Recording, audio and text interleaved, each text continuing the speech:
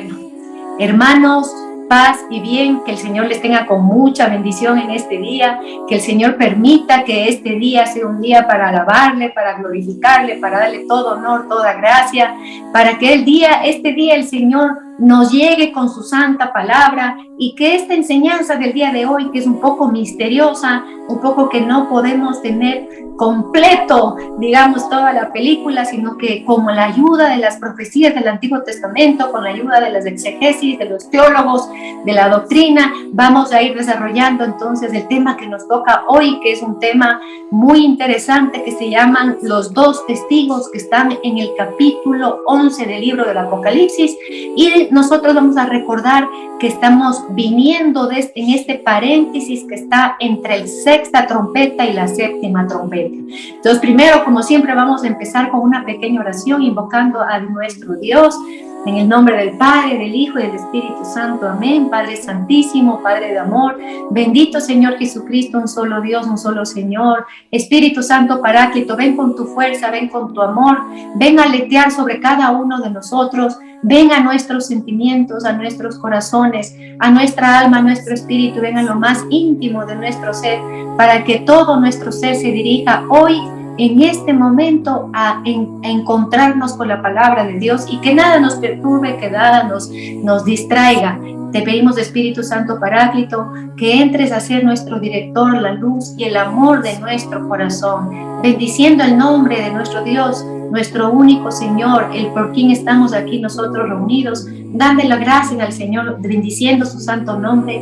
Empezamos entonces esta formación del día de hoy, continuamos en el libro del Apocalipsis, este libro tan maravilloso que nos ha traído, sobre todo, diría yo, fuerza, valentía, más fe, más estar cerca de lo que Jesús es, lo que Jesús hará en cuando Él venga también con su gloria y con su majestad, ya como justo juez, ya con poder, ya con toda esa gloria, ya no como el pobre carpintero a quien le escupieron, le pegaron, le crucificaron, sino ya Él viene con todo poder a poner ya la restauración universal en el mundo, va a venir a poner orden y va a ponerlo, ejerciéndolo a través de sus juicios que hemos estado viendo en los sellos, en las trompetas, estos juicios que han sido muy fuertes. Nos quedamos en la sexta trompeta pasada, que veíamos cómo pereció la tercera parte de la humanidad y cómo salió ese ejército infernal con un poder sobre la tercera parte de la humanidad. Y ahora vimos la semana pasada este paréntesis que decíamos, que veíamos el juramento del ángel, cómo juró alzando su mano al cielo, diciendo que los misterios de Dios, toda la profecía, todo lo que Dios iba a hacer desde el principio de la creación en cada uno de sus hijos se iba a ejecutar sin demora. Y veíamos también este librito abierto de la semana pasada, que contenía profecía ya revelada, por eso estaba abierto, y que se le pedía a Juan en el último versículo del capítulo 10, se le pedía a Juan que profetice de nuevo. Entonces hoy entramos con este último versículo para poder comprender esto de los dos testigos que vamos a ver ya en el capítulo 11, versículo 1. Vamos a ver que esto de los dos testigos, primero lo que debo decir es que nadie conoce con exactitud, ni la iglesia, ni la doctrina, nadie conoce con exactitud quiénes son estos dos testigos, pero la misma palabra, específicamente en los versículos 5 y 6, arrojan ciertas características que han permitido a los padres de la iglesia, a los teólogos de antes y los teólogos de ahora, arrojar ciertas luces sobre quién podría ser, pero esto no es doctrinal, no es definitivo de decir los dos testigos son, sino podrían ser. Entonces hay algunas ideas que les voy a compartir el día de hoy, tomadas de las exégesis de los padres de la iglesia, como decía hace un momento, de quiénes podrían ser estos dos testigos. Recordemos que la humanidad, después de esto que el Señor acabó con la tercera parte de la humanidad, recordemos que la humanidad no se convirtió, que era una cosa impresionante que habíamos visto, y seguían adorando a los demonios con todo tipo de idolatría, inmoralidad sexual, todo tipo de iniquidad espantosa. Veíamos entonces esta señal del ángel poderoso, como veíamos la semana pasada, majestuoso, y sin embargo vamos a ver qué hace ya en el capítulo 11 el Señor. ¿Cómo hace el Señor para tocar esos corazones tan endurecidos? Vamos a ver que este capítulo 11, como digo, es muy misterioso y tiene muchísima simbología. Vamos a tratar de sacar, como siempre, lo que más podamos, yendo a las palabras en hebreo, en griego, a las exégesis, no solamente nuestras católicas, sino también de nuestros hermanos mayores, los judíos, porque como ellos manejan muy bien el Antiguo Testamento y sus profecías, y como hemos dicho, Juan, cuando él habla, la mayoría de cosas las toma de las profecías y de las enseñanzas y de la ley del Antiguo Testamento. Entonces, por eso nos importa también su exégesis como referencia, siempre manteniéndonos en lo que la iglesia nos enseña. Entonces, voy a entrar directamente ya en el versículo 1 del capítulo 11. ¿Qué nos dicen? Luego me fue dada una caña de medir, parecida a una vara, diciéndome, levántate y mide el santuario de Dios, el altar y a los que adoran en él. Miren qué curioso esto, ¿no? Como les digo, es muy misterioso este capítulo y que, como les decía, está todavía dentro de este paréntesis de las trompetas, ¿no? Después vamos a ver la séptima trompeta.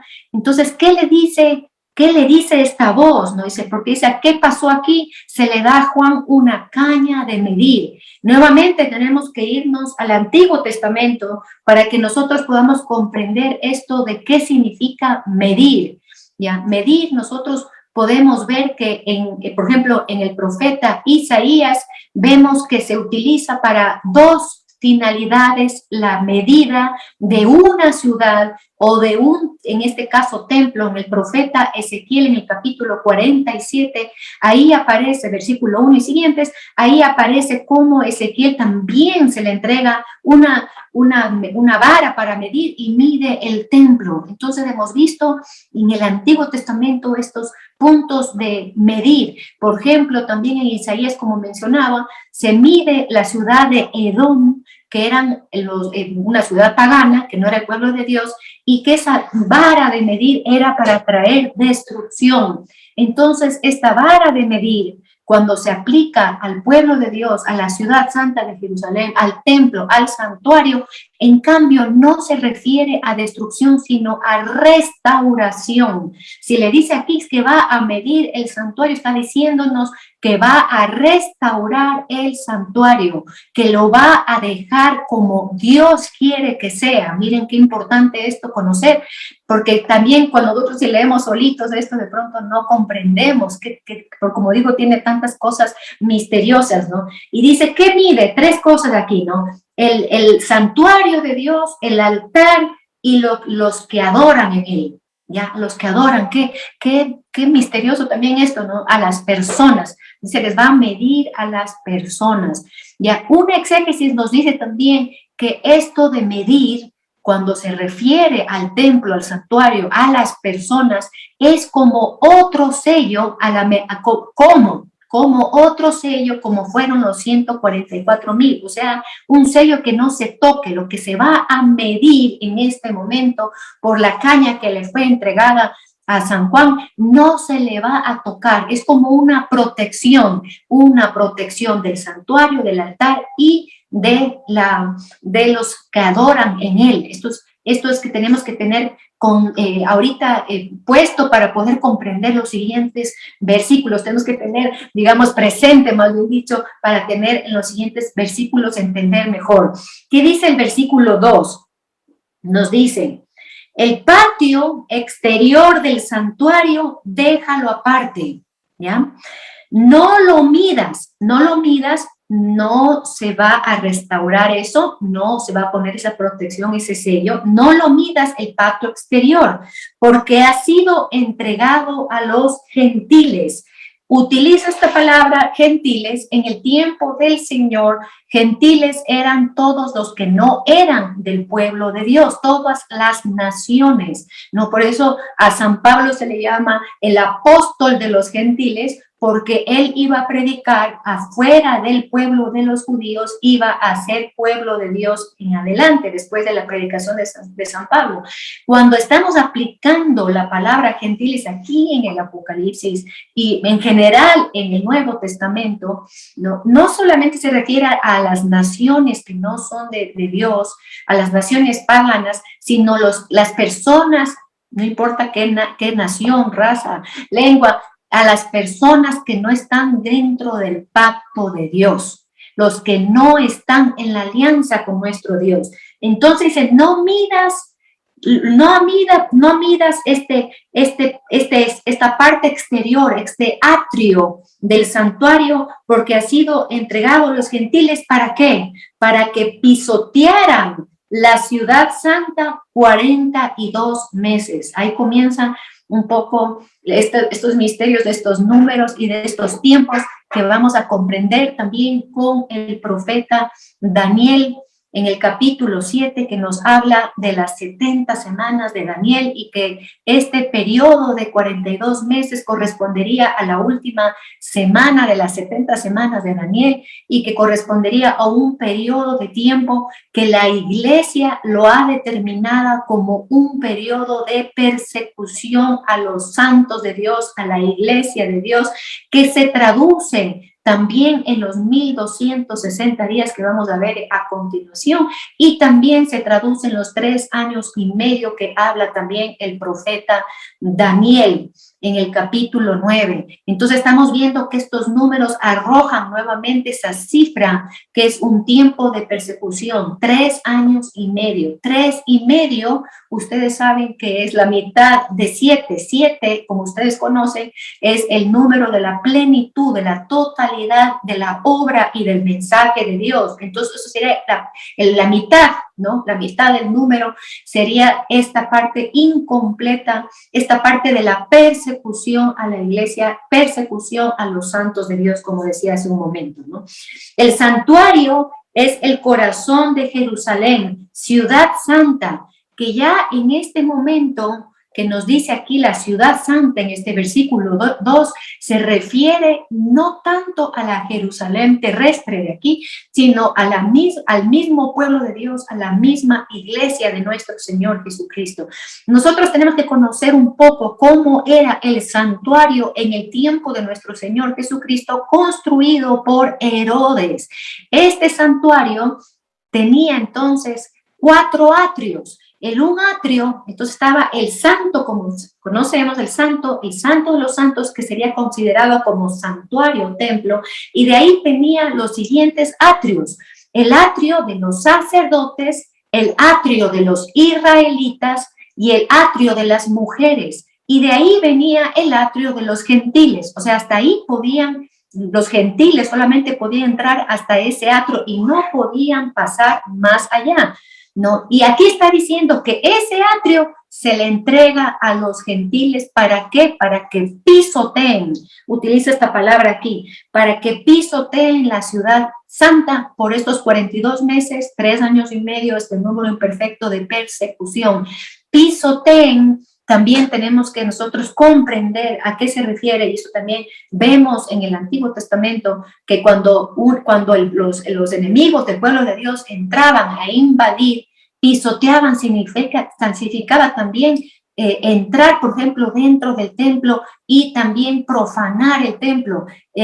Pisotear significaba que todo lo sagrado sea pisoteado, sea acabado. Eso significa pisotear. No solamente que será la parte, digamos, que uno se podría imaginar de pronto, la parte material de la ciudad, sino la parte sagrada, lo bueno de la ciudad, todo lo que tenga que ver con el buen orden de una ciudad, pisotear, acabar, que está puesto aquí permitido por Dios, pero solo hasta el atrio. Entonces recordemos que el templo, que sería, digamos, el santo de los santos, los demás atrios, no se debe tocar, no van a tocarse. ¿Qué significan los que estén dentro del templo, de la edificación espiritual de Dios? Imaginémonos como nos dice San Pablo, ¿no es cierto?, que nos habla de esta edificación, por ejemplo, en Efesios, en el capítulo 2, edificación espiritual, donde cada cristiano se convierte en una piedra viva.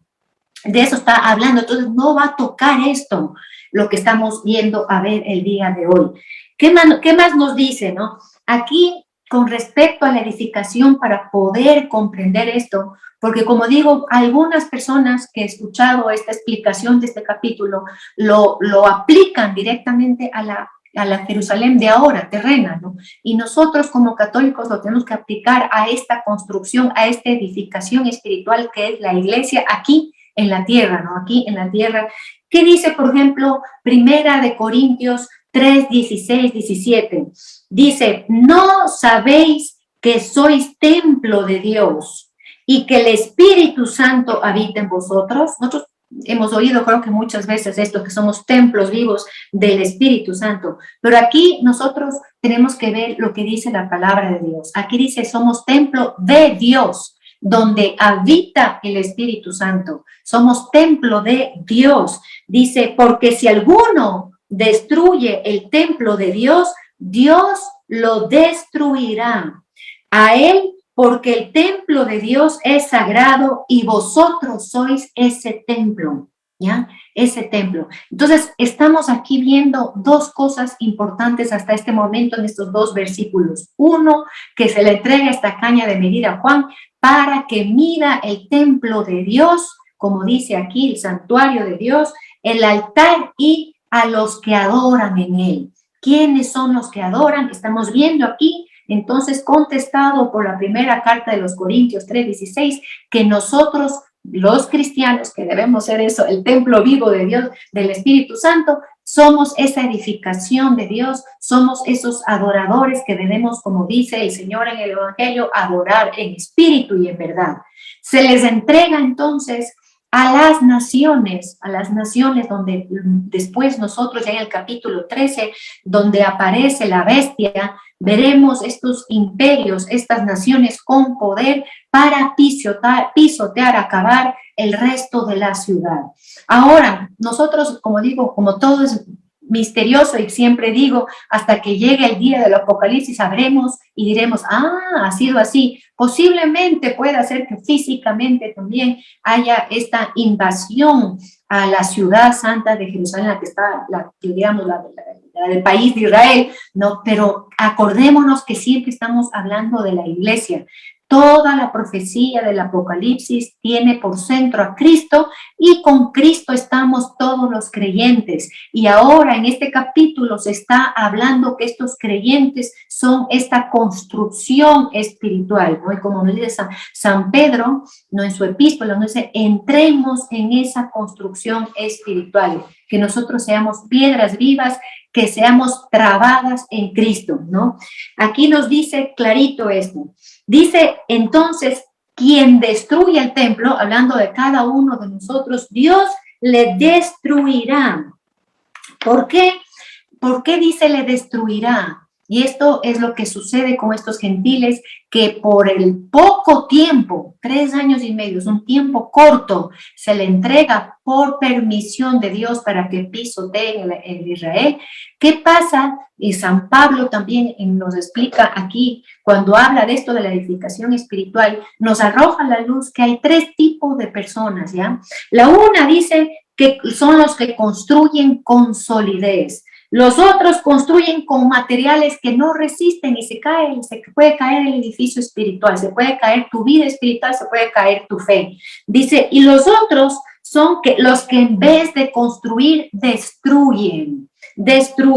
Estos son los sacrílegos, los que quieren destruir esta edificación, los que quieren destruir la iglesia de Dios.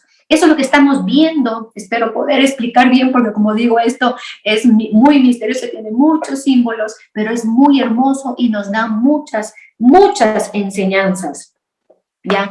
Por ejemplo, también esto de la medida que decíamos hace un rato, encontramos en Jeremías 31:39 que habla de una cuerda de medir, una cuerda de medir. Por ejemplo, también Ezequiel 40, del 1 al 6, habla de una vara de profundidad que utiliza justamente para medir el templo. Entonces vemos que, como les decía hace un momento, en el Antiguo Testamento hay estas figuras que nos deben hablar de aquí. Zacarías, en cambio, en el capítulo 2, nos habla de un cordel para medir. Un cordel, les voy a leer aquí porque vale la pena y es interesante. Dice, era un hombre, Zacarías 2, 5, 9, era un hombre con un cordel de medir en la mano. Y le pregunté, ¿a dónde vas? Y me contestó, a medir a Jerusalén, a ver cuánta es su anchura y cuánta es su longitud. ¿Ya? Entonces aquí vemos cómo también ya el profeta Zacarías hablaba de esta medición de la ciudad santa. Entonces nosotros, para entender todo lo que estamos diciendo, nos tenemos que imaginar el templo, podemos imaginar la ciudad actual de Jerusalén, el templo, ¿no? Que está, como ustedes ven, como una muralla alrededor del templo, bueno, parte de la muralla, y está la ciudad, ya la ciudad. ¿Qué nos quiere decir aquí? Es que los paganos, las naciones, ya tomaron toda la ciudad santa, ya tomaron y están entrando ya a este patio de los gentiles y no van a poder pasar más. Esto nos lleva también, y este símbolo que utiliza San Juan para hablar de todo esto, nos lleva un poquito a recordar la historia del pueblo de Israel que nosotros encontramos, por ejemplo, en el libro mismo de Zacarías, cuando regresaban, por ejemplo, el príncipe Zorobabel y también el sumo sacerdote Josué regresaban a Jerusalén para reconstruir nuevamente el templo y que hacían todo digamos, una despliegue de toda la fuerza que ellos tenían en esos momentos para tomar nuevamente el templo y volver a entregar a Dios, volver nuevamente a que el templo sea un lugar de culto, ¿no? Esto también es importante que nosotros recordemos. También en el tiempo de nuestro Señor Jesucristo, ustedes conocen que Él profetiza que la ciudad de Jerusalén va a ser destruida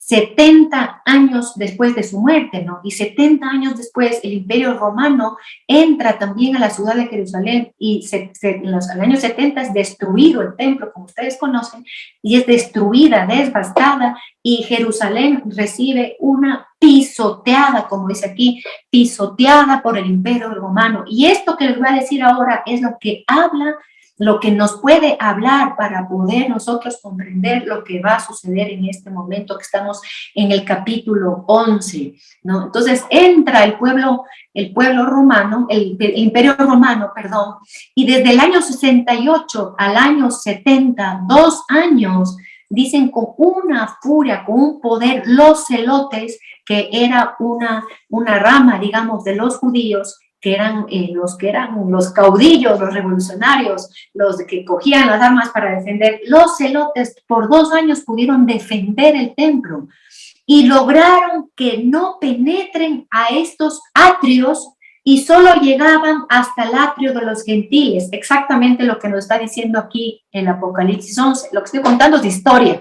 Esa historia está relatado por Josefo, Flavio Josefo, gran historiador judío, que es siempre referente para nosotros los católicos conocer las cosas que sucedían en esa época, ¿no? Entonces el imperio, por 2 años los celotes con fuerza, hasta el atrio, como digo, antes del patio de los gentiles, del atrio de los gentiles, toda la parte del Santo de los Santos lo tenían completamente custodiado y 2 años no pudo entrar el Imperio Romano ahí. Lo tenían, imagínense cómo habrá sido la resistencia de los celotes, qué fuerte habrá sido eso, ¿no? Y como digo, 2 años el Imperio no pudo destruir, ya habían destruido, pisoteado la ciudad santa, ya habían, voy a decir las cosas fuertes que sucedieron y que describe Flavio Josefo, y es fuerte el de leer. Dice que les mataron de hambre, les quitaron la comida, les quitaron el agua, y se morían tanto de hambre que tuvieron que comerse los unos a los otros. Bueno, la destrucción de Jerusalén fue espantosa y por eso el Señor cuando profetizaba lloraba cuando veía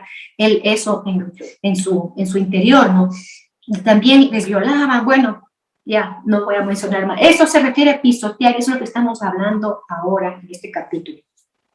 Ya en el año 70 logran pasar la barrera y ahí sí entran a profanar el santo de los santos, destruyen completamente todo lo sagrado, todo lo santo, ya lo más santo que hay, como decía, el corazón de una ciudad es el templo, ¿no? Lo más santo lo destruyen. Esto es lo que sucedió. Y es lo que estamos diciendo ahora. Pero en este caso, ya Dios pone a través de esto, decir que mide esta protección en este lugar sagrado que nadie va a poder pisotear ni entrar, ¿no? Hasta ahí estamos siguiendo, estamos como claro en lo que estamos diciendo, ¿no? En el versículo 3 ya del capítulo 11 nos dice, pero haré que mis 2 testigos profeticen durante 1260 días, ¿ya? Aquí aparecen estos 2 testigos. Mide la ciudad santa, ya sabemos, me expliqué largamente todo esto, y aparecen estos 2 testigos que tienen que profetizar los 1260 días, que son igual de los 42 meses que estamos hablando, y que son 3 años y medio que representan este tiempo, como decía, de persecución de la iglesia. Y después nosotros, ya cuando nos conectemos con el capítulo 12, donde la mujer es llevada al desierto, ahí vamos a ver la maravilla que está sucediendo ahora con esto de medir el templo, ¿no? Esta protección que va a tener la iglesia. Dice aquí entonces, cubiertos de sayal. Ya, sayal en el Antiguo Testamento era la vestimenta que los profetas utilizaban a manera de penitencia para rogar a Dios perdón por el pueblo, que la porción de pueblo que había caído en idolatría, que estaba mal, y que era su forma también de llamar al arrepentimiento, de llamar a la conversión. Entonces, ¿qué van a hacer estos 2 testigos durante 42 meses, 1260 días, 3 años y medio? A las personas que están fuera de esa protección, no los adoradores que están dentro de esta medida, no todos los que están en el atrio, los que están afuera en la ciudad, pero estamos hablando que esto es un símbolo de la ciudad, eso estamos utilizando solamente para imaginarnos, porque estamos hablando del pueblo de Dios, de las naciones paganas en el mundo entero. Entonces, ¿qué hacen estos 2 testigos que dice aquí? Van a profetizar, pero nosotros, si no conocemos el origen de la palabra profeta, Naví en hebreo, podemos creer que profetizar están diciendo que van a hablar cosas del futuro, ¿no? Como le hemos explicado alguna otra vez, profeta es no solamente el que dice de parte de Dios, ¿no? Porque es un mensajero de Dios, habla lo que Dios le dice que diga, pero no solamente para anunciar cosas del futuro, sino el Naví también está encargado de llamar a la conversión, al arrepentimiento, de mover el corazón duro, de profetizar duro, de exhortar, ¿no? De exhortar. También el Naví es también enviado cuando el pueblo necesita consolación, y el profeta también consuela. Pero aquí, como está vestido de sayal, como nos dice aquí este versículo 3, entonces aquí sabemos que el sayal es cuando hablaban los profetas para arrepentimiento. ¿Y por qué estaba de sayal? Era un símbolo para decir con este vestido, que era como saco, ¿no? Imagínense un saco, vestidos de saco, porque ellos rechazaban todo lo mundano, todo lo pagano, todo lo que no fuera de Dios, todo lo que no fuera sagrado. Esa era su forma de decir, yo rechazo todo. Entonces, en medio, imagínense, de esas personas que estaban adorando a Dios y que están pisoteando, que van a pisotear todo lo sagrado, todo lo que está en el mundo, y van a perseguir a los cristianos, ¿no? Imagínense lo que es estos 2 testigos que vienen de parte de Dios. Y vamos a ver qué poder les dio Dios a ellos para hacer esta misión, hasta que cumplen esta misión. Dice aquí en el versículo 4, ellos son los 2 olivos y los 2 candelabros que están en pie delante del Señor de la tierra. Entonces, aquí dice que estos 2 testigos son los 2 olivos y los 2 candelabros que están al pie del Señor de la tierra. Eso nos lleva directamente a Zacarías en el capítulo 4. Ya antes de leer Zacarías capítulo 4, les quería mencionar entonces esto de los 2 testigos. Ya primero tenemos que ver que en un inicio, ¿no? En un inicio, al principio se creía que uno de estos dos testigos podría ser San Juan.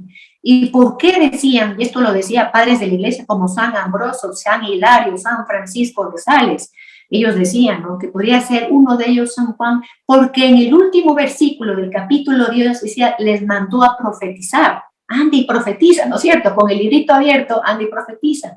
Pero sobre todo por las palabras de nuestro Señor Jesucristo que encontramos en Juan capítulo 21, versículo 21, cuando el Señor le decía, le anunciaba a Pedro de que iba a morir y le decía, sígueme. Y Pedro le decía, y refiriéndose a San Juan, y el Señor le dice estas palabras un poco misteriosas que le dice, de no te preocupes, si yo quiero, él estará vivo hasta que yo venga en mi segunda venida. Esto está en el Evangelio de San Juan, aunque no lo crean. No, ahí dice, si yo quiero, él estará hasta que vuelva en mi segunda venida. Ya, entonces, por eso, al principio de los primeros cristianos pensaban que Juan no iba a morir, que se iba a quedar hasta la segunda venida del Señor. Pero esta hipótesis, digamos, de Juan, porque todas son hipótesis las que vamos a hablar de quiénes podrían ser estos dos testigos, no, ya después, con el tiempo, con los siglos, los teólogos un poco más modernos desecharon un poco esto de Juan. ¿Por qué? Porque, como decía en los siguientes versículos, por lo que están diciendo, por esto de los dos olivos, los dos candelabros y el poder que tienen, más arrojan a la figura del profeta Elías. Y también un tiempo se creyó que era Elías y Enoc, ¿no? Ustedes saben que Enoc y Elías fueron elevados, no murieron, y fueron elevados al cielo, ¿no? Si fueron arrebatados a los cielos con su cuerpo. Sabemos el famoso carro de fuego que se llevó al profeta Elías. También encontramos, por ejemplo, del profeta Elías que dice en Eclesiástico 48:10, fuiste designado para censurar los tiempos futuros, para aplacar la ira antes de que estallara y restablecer las tribus de Israel. Entonces, por esto que está refiriéndose Eclesiástico 48:10 al profeta Elías, entonces por eso se comienza a creer que puede ser él, ¿no? El profeta que está ahí. En cambio, Eclesiástico 44:16 habla de Enoc.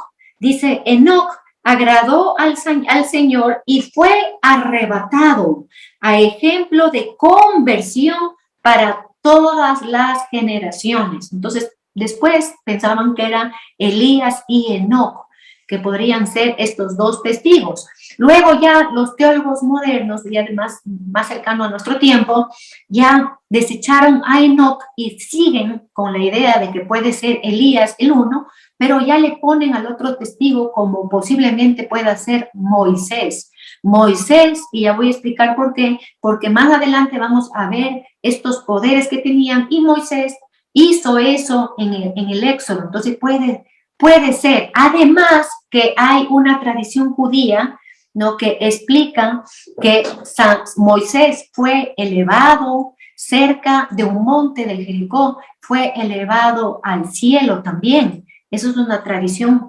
judía, ¿no? En Eclesiástico 48:1 le pone a Elías que su palabra era como una antorcha prendida, como una antorcha que brilla. Entonces vamos a ver por qué nos puede arrojar estas figuras también a nosotros de que pueden ser ellos. Hermanos, también tenemos que considerar importantísimo como una señal de quiénes pueden ser estos dos testigos, justamente el momento de la transfiguración que leemos, por ejemplo, en el Evangelio de Marcos capítulo 9, el momento que justamente aparecen en el momento de la transfiguración Moisés y Elías que bajaban del cielo. Estaban también, como ustedes saben, Pedro, Santiago y Juan como testigos de este momento en que Jesucristo muestra su poder en el momento de la transfiguración. Entonces, este también es un detalle muy importante para que los teólogos de estos tiempos crean más que pueden ser estos dos testigos, Moisés y Elías. ¿Qué tienen que hacer estos dos testigos? Uno, profetizar por 1260 años.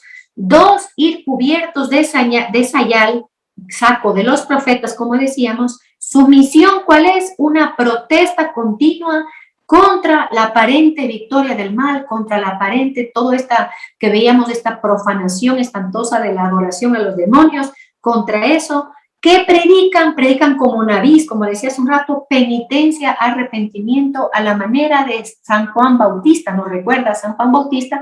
También vestido de saco, de sayal, y que también su prédica era de arrepentimiento, de mover los corazones. Entonces, eso es lo que están haciendo estos dos testigos, ¿no? Apocalipsis capítulo 11, versículo 4. Ellos son los dos olivos y los dos candelabros en pie delante del Señor de la tierra. ¿Ya? Aquí, esto de Señor de la Tierra también se menciona que es como primera vez que aparece como título de nuestro Señor Jesucristo, de nuestro Señor como Señor de la Tierra. Siempre se ha sabido Señor de los cielos, ¿no es cierto? Ese del Señor de la Tierra está hablando ya aquí que Él es también Señor de toda la tierra, no solamente de los hijos de Dios, no solamente de los elegidos. Acuérdense que tierra también en el Apocalipsis se refiere al mundo pagano. Zacarías, que nos habla directamente entonces de estos dos olivos. Él tuvo una visión entonces, Zacarías, en donde, como les mencionaba hace un rato, estaban ahí Josué, que representaba al sumo sacerdote, y Zorobabel a la realeza, ¿no? Y que ellos en esta visión, digamos, de Zacarías aparecen como los dos olivos. Pero nosotros ya sabemos ahora por el capítulo 11 que los dos olivos son estos dos testigos, ¿no? Estos dos testigos. ¿Qué dice aquí? Hay también dos olivos junto a él, uno a su derecha y otro a su izquierda. Entonces tomé la palabra y dije, ¿qué significan esos dos olivos a derecha y a izquierda del candelabro? ¿No? ¿Qué significa? Y aquí la respuesta en el profeta Zacarías capítulo 4 versículo 14.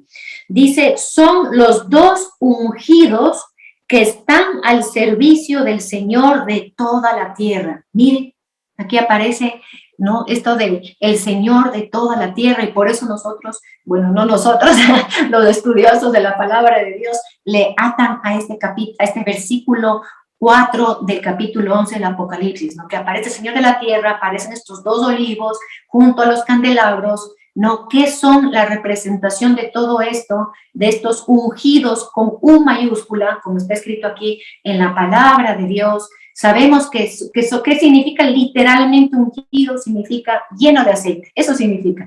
¿Qué significa ya espiritualmente hablado, bíblicamente hablando, lleno de aceite? Lleno de la palabra de Dios. Entonces, cuando aparecen aquí dos olivos, como dos olivos, dos candelabros del olivo, ustedes saben que se extrae el aceite de oliva, ¿no es cierto? Y eso era lo que hacía prenderse las menorás, los candelabros.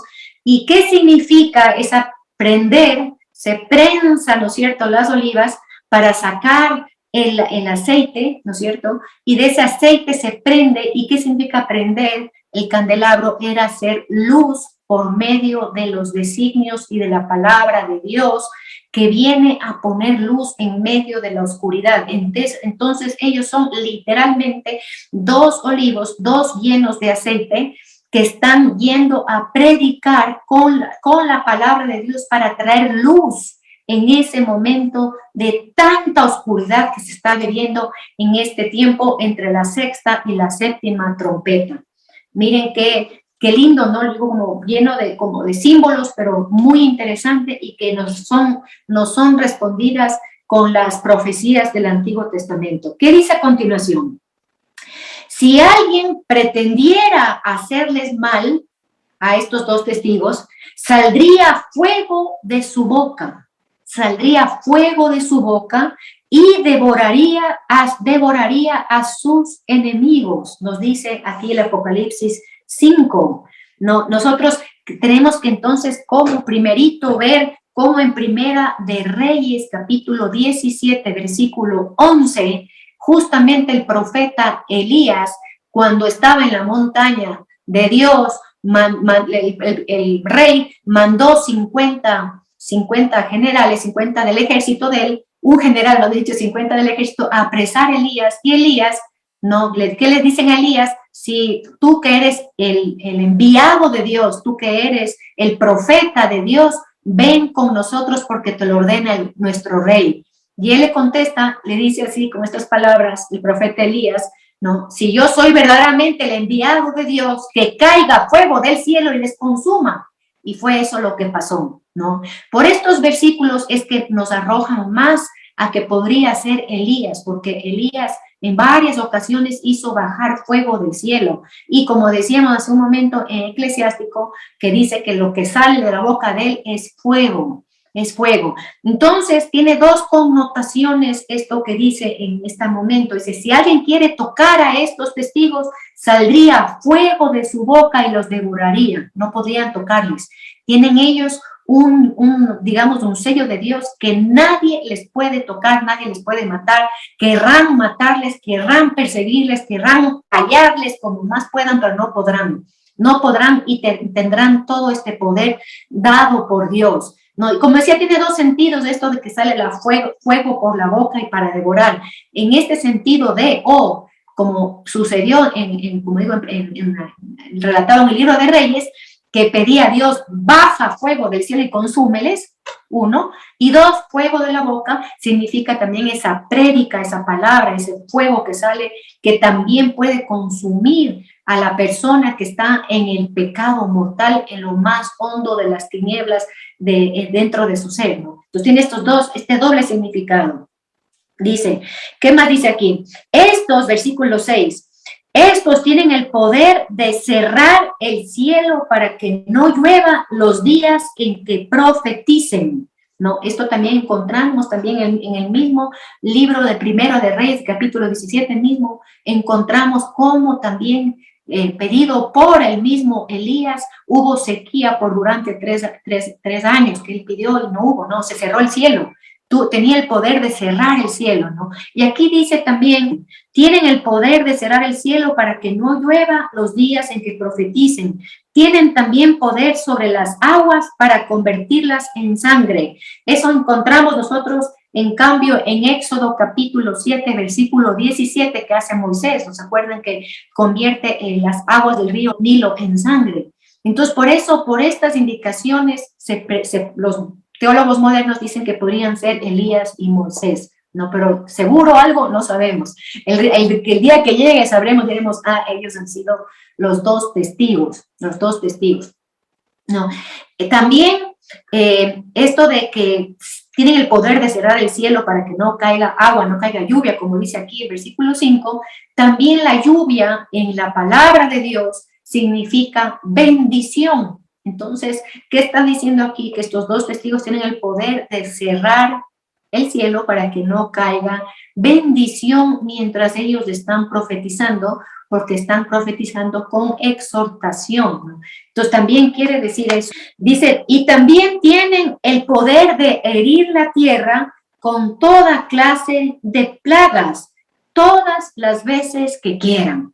Todas las veces que quieran. ¿Qué significa aquí? Que tienen el poder ellos de usar todo este tipo de cosas para que nadie les tope, para ellos llegar con esta palabra, por esto, durante estos 42 meses, 1260 días, 3 años y medio, este tiempo. En este tiempo nadie les puede tocar a ellos, y ellos tienen estas tres armas, digamos, que veíamos hace un momento, ¿no? Que no puede, que sale fuego de la boca, que cierran los cielos y no cae agua, que se convierte en la sangre esto, y también plagas cuantas veces quieran. ¿Cómo será que los gentiles, los paganos, las naciones reaccionan a ellos? Imagínense si están habiendo dos santos que profetizan con fuego, con el poder de Dios, que son esos olivos poderosos que están trayendo luz, pero si estás tú completamente sumergida en tinieblas, si estás completamente en el pecado, tú no quieres oír.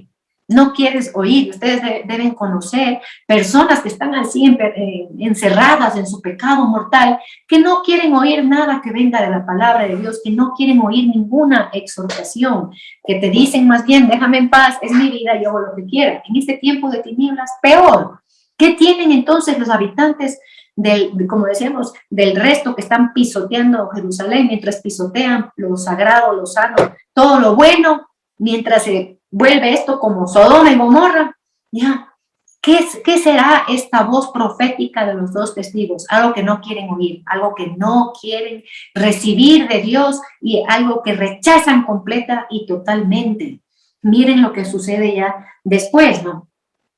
Ya dice aquí en el versículo 7, aquí aparece como una anticipación al capítulo 13, que es donde ya veremos la figura de la bestia. Aquí simplemente una anticipación, por eso no voy a profundizar en la bestia, ni quién es, ni qué es, y eso veremos en el capítulo 13. La bestia en general en la palabra de Dios se refiere a los imperios que se vuelven, ¿no? Por eso utiliza la palabra bestia, que se vuelven bestias porque sometan a través de torturas espantosas, de sometimientos a los pueblos. Nosotros podemos ver muchos ejemplos a lo largo de la historia, ¿no? Solo podemos, por ejemplo, ver el imperio cuando estaba el emperador Nerón, lo espantoso y terrible que eran, ¿no? Las bestias. Eso es como en primera instancia lo que es la bestia, pero también se puede referir al prototipo, a la figura del anticristo, ¿no? Entonces aquí aparece en el versículo 7, pero como un anticipo, entonces por eso no me voy a centrar en esto, solamente voy a leer. ¿Qué dice aquí el versículo 7? Pero cuando hayan terminado de dar testimonio, ¿ya? Cuando termine esos 42 meses, 1260 días, la bestia que surja del abismo les hará la guerra, les vencerá y aquí, hermanos y hermanas, miren lo que pasa, les matará, les matarán. Aquí vemos esto impresionante, que uno dijera cómo Dios les manda estos dos testigos poderosísimos que podrían ser Elías y Moisés, imagínense si fueran ellos, ¿no? Dos de mis preferidos profetas, y que les lleguen a matar, ¿no? Entonces sale esta bestia del abismo, los hace la guerra, les persigue, les vence y les mata. Pero vamos a ver que todo esto es plan de Dios y esto nos tiene que a nosotros también llevar a conocer cómo es nuestro Señor, que como he repetido en otras ocasiones, Él no está viendo nuestra vida de aquí y ahora, y Él con esto nos está diciendo que esta vida aquí no importa la vida de aquí, sino la vida eterna. Lo que importa es la resurrección. Lo que importa es lo que nosotros en la eternidad vamos a vivir en la presencia de nuestro Dios, dándole gloria, en gozo y en felicidad eterna. Entonces aquí, como diciendo, no importa, y además es parte de su plan. Vamos a ver qué sucede a continuación. Entonces los mata, dice, y sus cadáveres en la plaza de la gran ciudad. ¿Ya? Y aquí esto de la gran ciudad, nosotros leíamos hace un momento que también en el versículo 1 nos decía también de la ciudad santa, y aquí dice la gran ciudad. Aquí no, los exegetas tienen dos ideas, ¿no? La gran ciudad puede ser esta ciudad santa de Jerusalén, en representación de, como decía hace un momento, de toda la iglesia, que está extendida por el mundo entero, y también la gran ciudad se le ha puesto como representación de la ciudad de Babilonia, ciudad pagana. ¿Y qué dice aquí? La gran ciudad que simbólicamente se llama Sodoma y Egipto. Nosotros conocemos entonces muy bien que Egipto siempre ha sido la representación de esa ciudad completamente pagana, donde su jefe, donde su autoridad es el mismo Satanás. Hemos hablado muchas veces de Egipto y de Sodoma, conocemos claramente, y aquí es impresionante que con estos dos nombres nos arroja cómo estaba la humanidad en ese tiempo, ¿no? Egipto representa la idolatría tenía muchísimos dioses, representa a toda esa adoración al lujo, a la lujuria también, ¿no? Pero sobre todo la idolatría. Y Sodoma, como ustedes saben, representa sobre todo a la inmoralidad sexual, ¿no? A la inmoralidad sexual, ustedes ya saben específicamente cuál. Y nosotros también le aplicamos a Jerusalén cuando Jerusalén deja de ser ciudad santa y se convierte en ciudad pagana, que es lo que puede suceder ya en el tiempo, imagínense, de la gran apostasía. Ya apostataron casi todos. Entonces el mismo pueblo, la misma iglesia se puede convertir cual Sodoma, cual Egipto, como también nos dijo ya el profeta Jeremías, cual Sodoma, cual Gomorra se han convertido ustedes. Le llama así a Jerusalén, ¿no? Entonces también podemos saber que se refiere aquí ya concretamente a la gran ciudad, ¿no?, a Jerusalén. Aquí la mayoría de teólogos y de exegetas la arrojan más a la ciudad de Jerusalén. Entonces le ponen la plaza, digamos, ¿qué significa? Le ponen la plaza, que le pone a la vista de todos. El mundo entero podrá ver a estos dos cadáveres de los dos testigos expuestos para que todo el mundo vea. Y vamos a ver qué sucede. Pero no se queden tristes porque tiene buen final esto que estamos leyendo. Y gentes de los pueblos, razas, lenguas y naciones contemplarán, ¿ya? Entonces, el mundo entero se refiere, ¿no? Contemplarán sus cadáveres por 3 días y medio, ¿ya?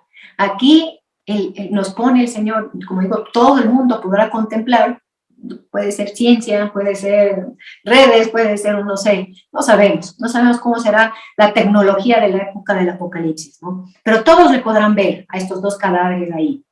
Y es una cosa impresionante cómo reaccionan. Pero aquí dice, curiosamente, San Juan, 3 días y medio. Decimos que el tiempo permitido por Dios para pisotear a Jerusalén y para que prediquen los dos testigos son 3 años y medio. Cuando dice 3 días y medio, ya sabemos 3 días y medio de mitad de 7, pero solo días, ya no años, significa que el triunfo del enemigo es cortísimo, fugaz, nada, 3 días y medio, no dura nada. No dura nada, querido hermano. Sí, le mató, le venció a los dos testigos, pero fue parte del plan de Dios. Y esa victoria no dura nada, ni pensemos en eso. ¿Qué dice entonces a continuación? Versículo 10. Esto es un poco impactante, lo que hacen los habitantes que estaban contemplando a los dos testigos. Dice, los habitantes de la tierra se alegraban y se regocijaban a causa de ellos. Lo que viene a continuación es más impresionante, que hagan los habitantes de la tierra. Y se regocijaban por causa y se intercambiaban regalos. ¿Qué les parece? Se intercambiaban regalos a causa de los dos testigos que estaban ahí, ¿no? ¿Y qué quiere decir? Un poco, algunas que explican esta parte, le quieren juntar con eso de que la Navidad nos damos regalos. No, esto más tiene que ver con la fiesta de Purim de los judíos, que está relatado en el libro de Esther, que para festejar una victoria se intercambiaban regalos. Entonces, es lo que estaban haciendo ellos. Para festejar la victoria se intercambiaban regalos, ¿no? Porque estos dos profetas habían atormentado a los habitantes de la tierra. ¿Cómo les atormentaron? Con su prédica, con su exhortación, vestidos de sayal, con el poder de Dios. Imagínense, ¿no? Qué impresionante. Fueron atormentados los habitantes de la tierra. Y aquí viene para que vean cómo es Dios, el poder de Dios, y que, como yo digo, no tenemos nosotros ninguno, creo que un curso hecho de cómo es el pensamiento de Dios, que sabemos claramente que sus pensamientos no son los nuestros, ¿no? Ni sus sentimientos son los nuestros, y Él hace de esta forma, y cómo nosotros nunca nos hemos imaginado que después de todas las trompetas, los sellos, de todo, la gente seguía dura. Y a través de esta predicación de los dos testigos, y a través de que muere en la plaza, vamos a ver qué sucede. Dice, pero pasados los 3 días y medio, un aliento de vida procediente de Dios entró en ellos y se pusieron de pie. ¿Qué les parece? Un aliento de Dios entró nuevamente dentro de los dos testigos y ellos resucitaron y se pusieron de pie. Se pusieron de pie y nosotros nos llama esta parte al profeta Ezequiel en el capítulo 37, versículos 7 y siguiente, que nos habla justamente de ese aliento de vida que da vida y que se hace que se levante nuevamente en resurrección, ¿no? Nosotros vemos ahí cómo el poder de Dios está por encima de todo. El poder de Dios tiene estas, como digo, estas formas de obrar que nosotros no nos imaginamos. ¿Y qué sucede aquí? Esto es una cosa impresionante. Dice, y un gran espanto se apoderó de quienes lo contemplaban. Acuérdense que toda la tierra estaban contemplando a estos dos testigos, ahora que resucitan, dice, se llenaron de espanto. Y oí, aquí dice San Juan, oí entonces una fuerte voz, nuevamente fuerte voz, acordémonos, fuerte voz, que decía desde el cielo, subid acá. Imagínense, ¿no? Cual Sodoma, cual Egipto, los habitantes de la tierra, y que de repente se levanten estos en la resurrección y que oigan desde el cielo todos una voz que les dicen a estos dos testigos: subid acá. Y subieron al cielo en una nube. Acuérdense la nube, ese es el transporte tradicional, ¿no?, de la palabra de Dios, que es un transporte del cielo acá o de la tierra acá. Entonces el nube suben al cielo, estos dos testigos, a la vista de sus enemigos. ¿Ya? Y aquí viene un signo que nosotros vemos también a lo largo de la escritura, que son estos terremotos que siempre decimos que podrían ser físicos, pero que estos terremotos también nos hablan de la manifestación del poder de Dios, que hace temblar a todos, que mueve todo, que acaba todo con su poder, con su movimiento, con su temblor. Y eso es lo que sucede aquí en el versículo ya 13, dice: en aquella hora se produjo un violento terremoto. Entonces suben al cielo, se produce el terremoto, que como digo puede ser físico también, como sucedió en el momento que Cristo entregó su vida en la cruz. Hubo un gran terremoto, como ustedes recordarán, hubo un gran terremoto y la 10ª parte de la ciudad se derrumbó, ¿no? Se derrumbó en la ciudad con el gran terremoto, y con el terremoto perecieron 7,000 personas. Imagínense, personas que estaban en pánico, ya estaban espantados, con pánico solamente con la resurrección.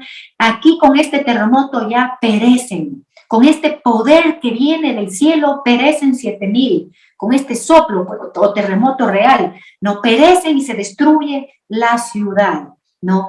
Aquí está diciendo 7,000, 7 plenitud, 1000 Aleph. Acuérdense este número bíblico que significa totalidad, la totalidad de los que tienen que morir, un gran número de personas que mueren en el terremoto.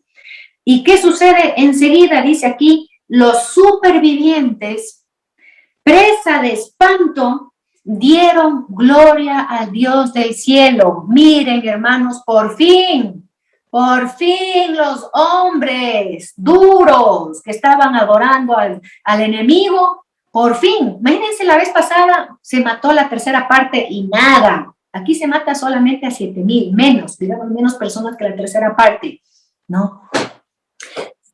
Los que quedan vivos ya dan gloria a Dios. Ya qué alegría aquí, por Dios, ¿no? Qué cosa, cómo son los planes de Dios, como decía hace un momento, la obra de Dios, que a través de estos dos profetas que seguían duros, ¿no? Seguían duros de corazón, de la muerte. ¿Y qué les provoca a ellos este cambio de corazón? La resurrección de ellos, la elevación al cielo y ese momento del gran terremoto. Pero yo no creo que ni siquiera era el terremoto, porque como eso ya veníamos viendo desde los primeros sellos, terremoto, bueno, ustedes se acuerdan todo lo que sucedía, y nada, no, es la resurrección de estos dos testigos, estos hombres que por fin dan gloria a Dios. Y en la palabra de Dios, dar gloria a Dios es cuando tu corazón, tu ser está restaurado, que tiene la capacidad, tu espíritu, tu alma, de reconocer al Dios y Señor y darle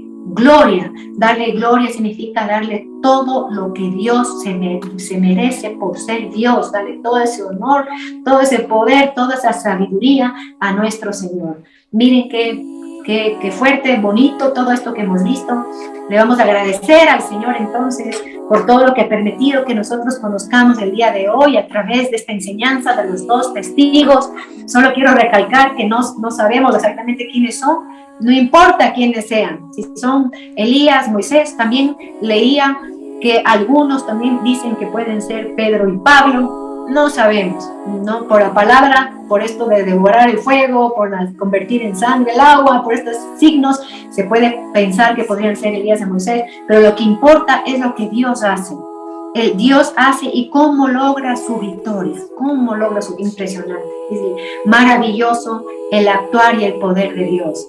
Dándole gracias al Señor, bendiciendo su santo nombre, le vamos a rogar al Señor que nos ponga entonces alegría en el corazón, que nos ponga gozo, que nos ponga esperanza, porque sabemos que Él siempre va a ser el único victorioso. Él va a ser el único a quien toda todo hombre de pueblo, raza y nación dará gloria al Dios del cielo, bendiciendo el santo nombre de nuestro Cordero Santo, adorándole a nuestro Dios, bendiciendo el nombre de nuestro Señor Jesucristo. Le decimos a Él, alabado sea Jesucristo, por siempre sea bendito y alabado. Amén. Aleluya. Toda la gloria a nuestro Rey, dueño y Señor.